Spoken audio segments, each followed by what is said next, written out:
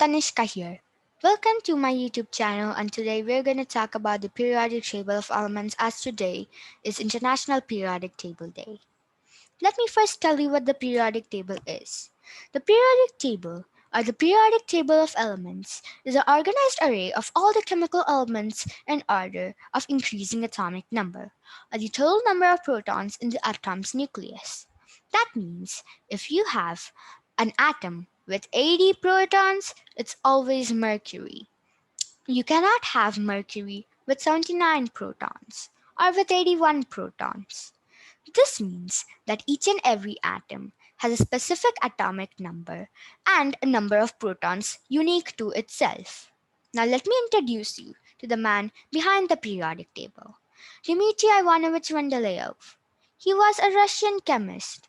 He was born to a poor family, but grew up to become one of the world's most recognized chemists.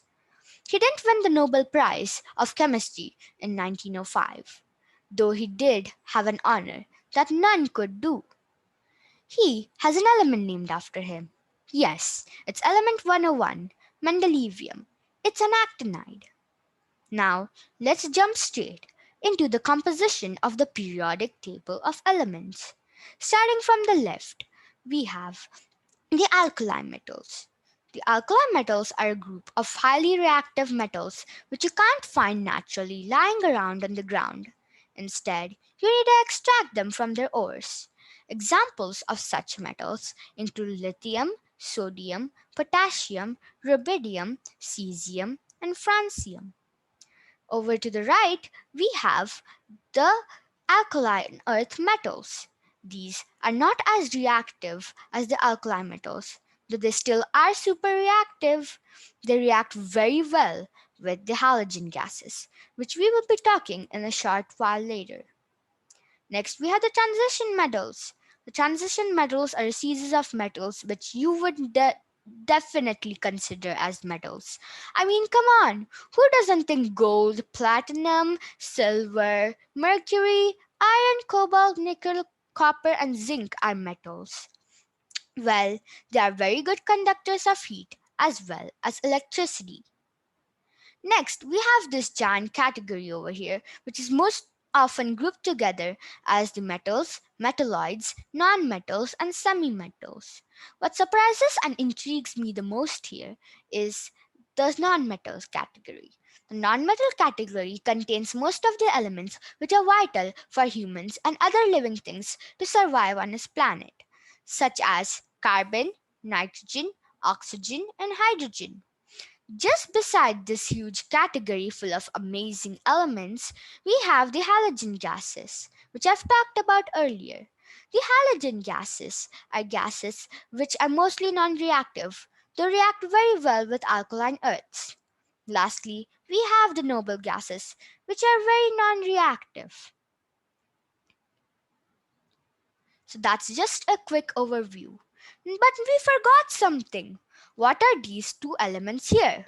And they should clearly belong over here. Why are they over here?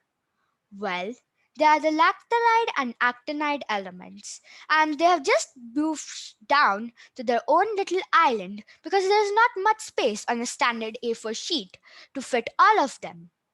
Well, here we have the lanthanides: lanthanum, cerium, praseodymium, neodymium, promethium, samarium, europium, gallium, terbium, dystropium, homoleum, erbium, terbium, ytterbium, and ruthenium.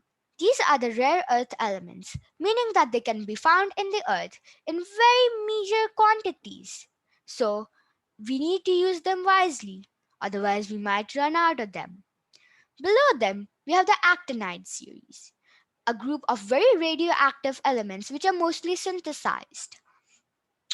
Here is the group in which you can find mendelevium, along with the names of other many famous people, including Alfred Nobel, Ernest Lawrence, Albert Einstein, the Curies, and many more. There are also other elements which are named after many famous people, including copernicium, named after Nicholas Copernicus, Rontgenium, named after Wilhelm Röntgen, borium, named after Niels Bohr, Seaborgium named after Glenn T. Seaborg, and Rutherfordium named after Ernest Rutherford, a New Zealand-born British physicist. So I hope you've learned something new today, and I wish you a happy periodic table day ahead. Thanks for watching. Be sure to subscribe to my channel and like my video, so you'll get more updates ahead. Bye, and thanks for watching once again.